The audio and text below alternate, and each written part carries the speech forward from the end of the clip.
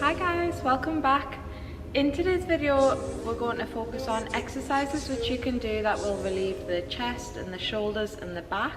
In everyday life these parts can become very restrictive, so I've had a request from a lady who struggles to have a barbell on her back. She said it's creating excruciating pain across her chest and her back, and her shoulders feel really tight. So also struggling with this problem, then hopefully these exercises will be beneficial for you.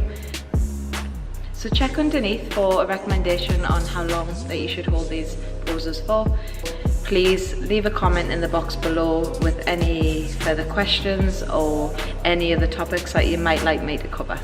Okay, let's jump straight in. Starting with the arm circles on the wall. You're going to stand side on to the wall and make a full circle around on the wall using your arm.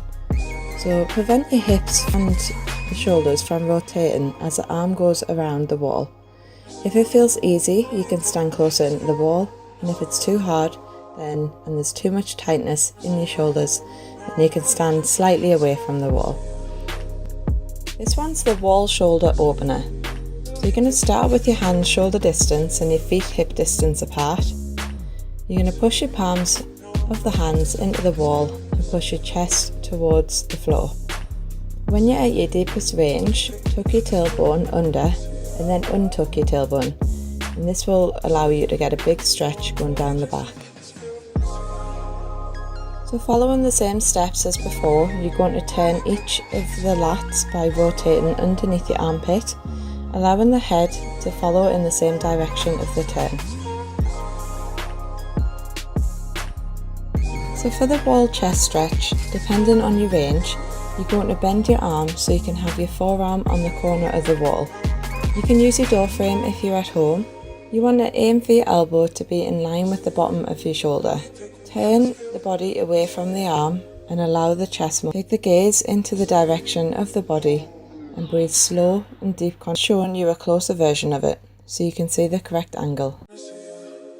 Now, I'm sure this one's called a lot of names, but today we're going to call it a puppy stretch. So come onto all fours onto the floor, have your knees in line with your hips, and then you're going to reach forward with your hands, either shoulder distance or a little bit wider if you feel too restricted in this pose. Some rotations into each lat by rotating the armpit towards the floor. Now you might recognise this one from yoga. It's called a cat-cow. You're going to come onto all fours on the floor, have your hips stacked on top of your knees and your hands underneath your shoulders. You're going to push through the top, taking a big inhale, lift the chest and push the sitting bones up towards the sky. Exhale and go back into the rounded position. So you're going to come onto all fours on the floor with your hips stacked on top of your knees and your shoulders on top of your wrists. Bend one arm and take the other arm through the gap between the leg and the opposite arm. Keep your palm facing up and take the head and the gaze with the arm. You can create more room by moving your arms forward slightly, but ensure that you're aiming to touch the back of the shoulder onto the floor. As you reach up, avoid swinging the hips to the opposite side by lightly engaging your core. I'm going to call this one the prayer pose. So bring your knees so your hips are stacked on top and place your elbows onto a raised surface in front of you. Place your palms together and try to push your chest through the centre of your arms. Keep the tailbone slightly tucked so your focus comes from the top of the back and opening around the shoulders.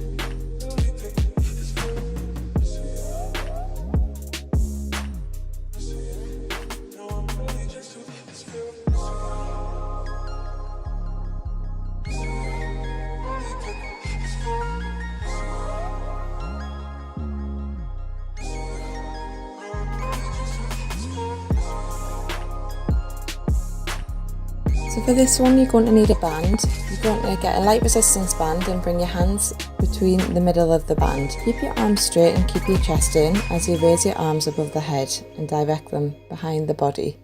Avoid bending at the elbows, so keep your arms fully straight.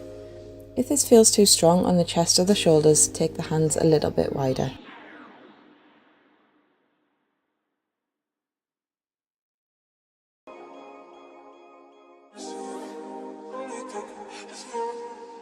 So you're going to do exactly the same thing with a stick once the band starts to feel comfortable.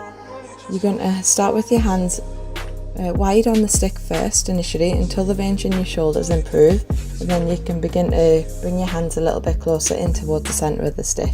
So for this one, you're going to start with the stick on your back. So again, this distance depends on what range you have. You're going to bring the stick behind the shoulders using the tension through the back, pushing the elbows down towards the floor and then pushing it back up towards the ceiling, trying to keep the stick behind the head. This will also help the range for anything you do with the barbell on your back. So for the stick rotations, you want to keep the stick on the top of your back and place your hands over the top of the stick and attempt to take the upper body in one direction. Keep the feet facing forward and allow the head to follow with the direction of the rotation. So hopefully you're feeling a lot more freer in your shoulders and your back. Let me know how you found these exercises. Please, if you have liked the video, give it a thumbs up. Useful content for you coming up. I just need some requests to know where to direct my attention. So I'll see you next time.